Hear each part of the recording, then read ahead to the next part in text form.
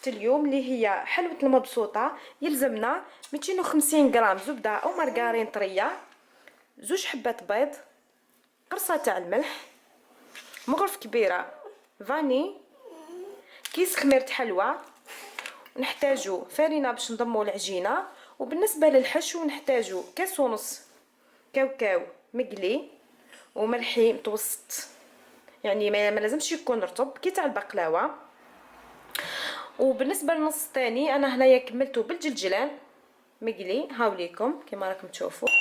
اذا نحتاجو 2 مغارف كبار تاع المربى المشمش، نحتاجو مغرف كبيره سكر عادي، ونحتاجو ما زهر، ونحتاجو عسيله باش نعسلو الحلوى تاعنا. نحتاجو كاس ونص، انا دائما نعبر بهذا الكاس اللي يرفد 240 مليلتر. نحتاجو كاس ونص من العسل، نحتاجو حبه تاع البيض باش نزينو بها الوجه، نحتاجو الصفار، ويلزمنا شويه تاع الكاوكاو باش نزينو به وجه المبسوطه. اذا راح نبدا في تحضير الحلوى تاع اليوم. اذا راح نحطو الزبده دائما كما قلت لكم لازم تكون بدرجه حراره المطبخ، هي والبيض. راح نضيف لها 2 حبات تاع البيض،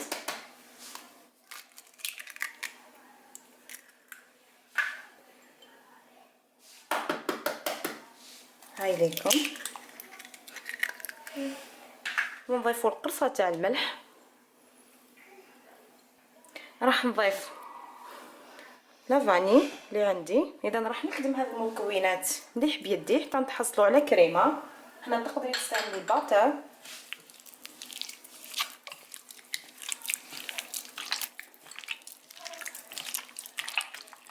انا اليوم فضلت نجيب لكم هذه الحلوى اللي هي المبسوطه، واسمها المبسوطه لانها تشبه بزاف للبقلاوه، غير مبسوطه لانها تجي مبسطه ماهيش كي البقلاوه لازم طبقات، ولا هذه فيها طبقه من التحت وطبقه من الفوق.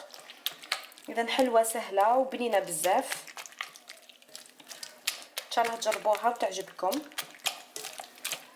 اذا راح نخدم مليح هذا الزبده تاعي غنحصلوا على كريمه. اذا بعد ما خلطت مليح الزبده تاعي والبيض حتى تحصلت على كريمه، راح نبدا نضيف الفرينه.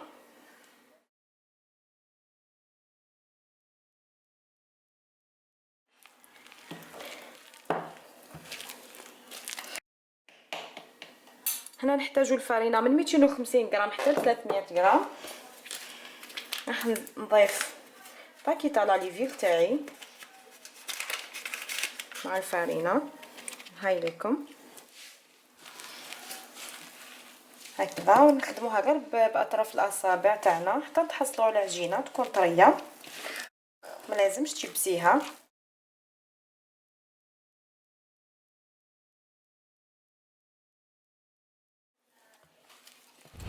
اذا كما راكم تشوفوا العجينه تاعي راهي تلمت،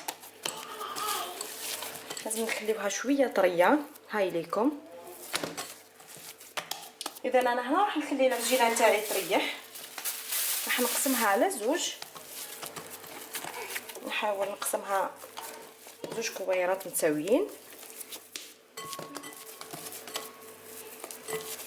من هكذا راح نحطها في كيس بلاستيكي ونخليوها تريح غير شويه وحنا نوجدوا الحشو تاعنا. اذا هاي ليكم راح نجبدها بجيه، راح نبداو في تحضير الحشو. راح نجيبوا الكاوكاو تاعنا محمص، كما قلت لكم كاس ونص تاع الكاوكاو، والنص هذا كملته بالجلجلان. راح نضيف عليه 2 مغارف تاع الكونفيتور،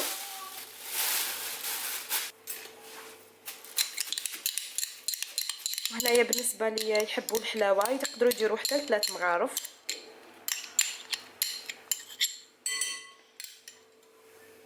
راح نضيف مغرف كبيره تاع السكر، سكر عادي، وراح نبدا نجمع هذه الحشوه تاعي بالمزهر. بالنسبه هنا للحشوه غير باطراف الاصابع ما نعجنوهاش هكذا.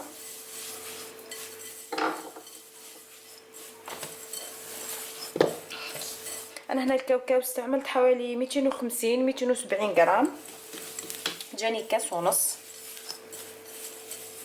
اذا راح نبدا نضيف ماء زهر غير بشويه.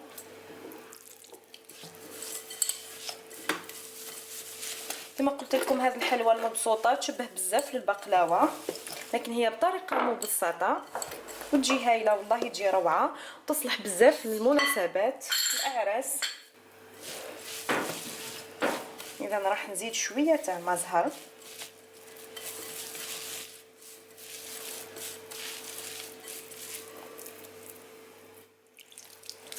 نغير شويه. بالنسبه هنا للحشو تقدري تذوقيه، اذا لقيتيه خاص سكر تزيدي له سكر ولا تزيدي له لا كونفيتور، واش حبيتي تزيدي من غير صغيره تاع قرفه وقرنفل.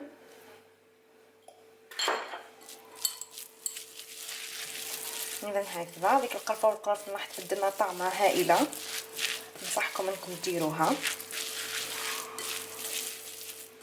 اذا الحشو تاعي راه واجد، في هذا الوقت راح نحط الحشو بجيه وراح نرجع للعجينه نفتحها. اذا بعد ما ريحت شويه العجينه تاعي حوالي 5 دقائق، في الوقت اللي حضرت فيه الحشو راح نجبدها، راح نبداو نفتحوا العجينه. اذا انا هنا راح نجيب كيس بلاستيكي هو اللي راح نفتح فيه العجينه. هنا لازم الكيس بلاستيكي لانه راح يساعدك بزاف. هاد العجينه تجيك طريه بزاف، ما تقدريش من بعد ترفديها باش تحطيها في سنيوه، اذا لازم تفتحيها هنايا في كيس بلاستيكي.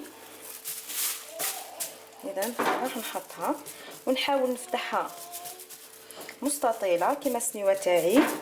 بالنسبه هنا للسنيوه انا حنطيبها في هاد السنيوه هكذا باش نعطيكم القيس تاعها بالضبط، فيها 24 سنتيم على 31 سنتيم. اذا هاد المبسوطه راح نطيبها في هاد السنيوه، نكونوا دهناها مليح بالزبده.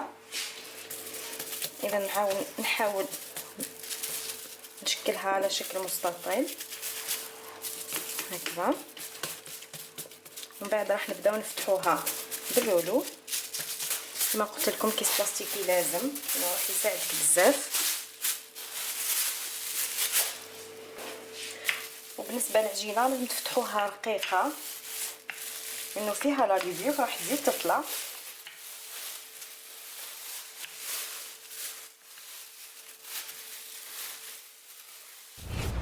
بعد ما فتحت العجينه تاعي رقيقه ولازم تكون رقيقه كما قلت لكم، راح نجيبوا السنيوه تاع الفور تاعي راح ندهنوها مليح بالزبده.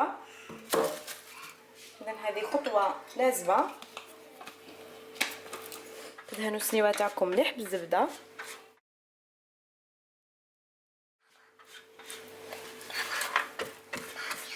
هكذا باش ما تلصقناش الحلوه تاعنا. ندهن السنيوه تاعي مليح يعني في الاطراف منها.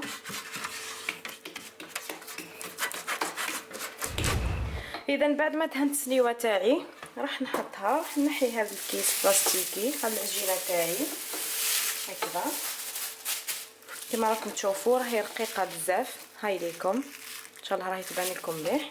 راح نجيبوا قراص راح نرفد فيه هذه العجينه غير بشويه هكذا، وراني نحي في نفس الوقت الكيس تاعي هكذا بهذه الطريقه غير بشويه حتى نحيها كامل.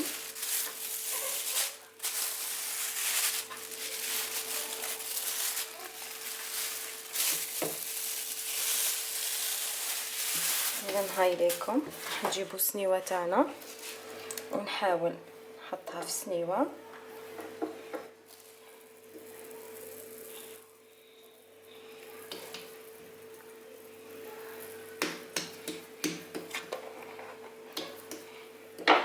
غير بشويه، وهاد العجينه سهله بزاف راح تتقطع لك بالخف لانه مبسه. راح نعدلها مليح في السنيوه تاعي كذا. انا كي تشوفي بلاصه معريه ولا حاجه معليش تقدري تنحي شويه من الجنب وتسقمي بها هذيك البلاصه، لانه هاد العجينه طريه بزاف يعني بالخف راح تسقميها متخافيش منها.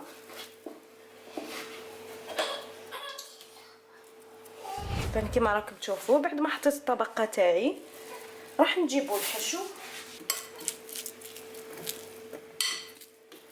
من هكذا حاولي تسويه يعني باش يجي كامل فرد مستوى، ما يجيكش بلاصه طالعه وجهه هابطه. نغرب شويه.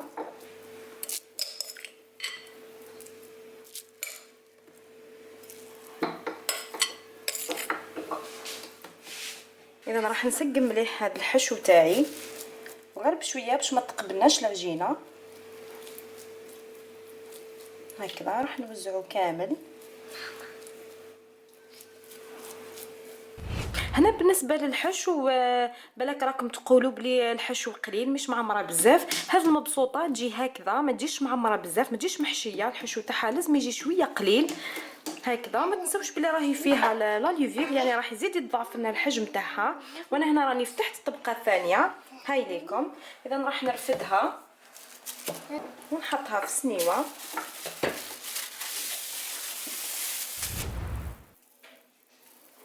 كذا. كي تجبدي رولو تاعك ما تزيريش، رخفي العجينه باش تطيح سوا سوا. راح نسقمها مليح ونغطي هذاك الحشو تاعي.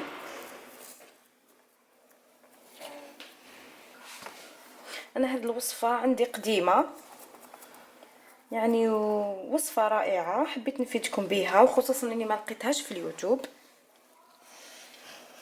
على هذا حبيتكم تستفادوا من هذه الوصفه ومليحه بزاف كما قلت لكم، تصلح بزاف للمناسبات. اذا كما راكم تشوفوا نحاول نحي هذا الزايد من هكذا. اذا هاي لكم البسوطه تاعنا كما راكم تشوفوا. انا راني شعلت الفور تاعي على 160 درجه حراره، ما لازمش الفور تاعك يكون قوي بزاف ولازم تشعليه من الفوق ومن التحت عادي. اذا راح نجيبوا حبه تاع البيض، نحتاجوا صفار. اذا راح ندهنوه مليح هكذا. اذا بعد ما دهنت الوجه تاع المبسوطه راح نجيبوا الكاوكاو المحمص وملح الخشين ونخلطوه بالجلجلان. نتوما تحبوا تخلطوه بالجلجلان ولا ديروا كاوكاو وحده. اذا راح نرشوا به هذا الوجه تاع المبسوطه تاعنا.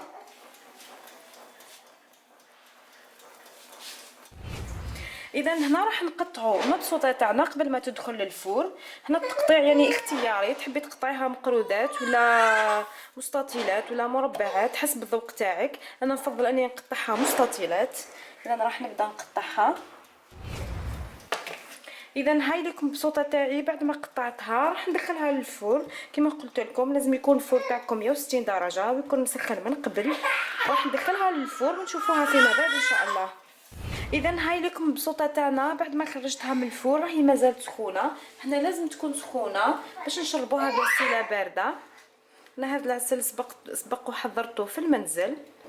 اذا لازم تشربوه هي سخونه، تشربوها بهذاك الكاس ونص تاع العسل، تشربيها كامل حتى تغطى ونخليو المبسوطه تاعنا تريح وتبرد في غرضها على الاقل 6 ساعات باش تبرد. ومن بعد راح تقطعيها وتقدميها. اذا راح نخليها انايا تبرد ونشوفوها فيما بعد ما تشرب هاد العسيله تاعها وتبرد. بعد ما تشربت كامل هذاك العسل اللي كنا شربناه بها. وبالنسبه هنا اذا جاتكم العسل، اذا جاتكم ناقصه شويه العسل تقدروا تضيفوا لها. وراح نقسم لكم حبه تشوفوها. اذا هاي ليكم كما راكم تشوفوا خرجت ما شاء الله. والله هذه حلوه يعني رائعه، ان شاء الله تجربوها.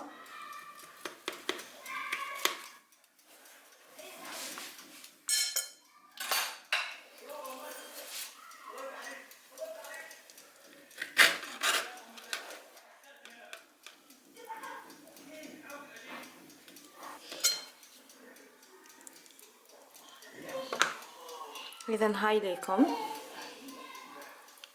كما راكم تشوفون هنا مازالت شويه سخونه ما بردتش مليح. اذا هاي لكم الحبه تاعنا، نتوما خليوها تبرد مليح. راح نقسم لكم هذه الحبه تشوفوها. هاي ليكم راح تجينا بنينه بزاف وتجينا تذوب في الفم.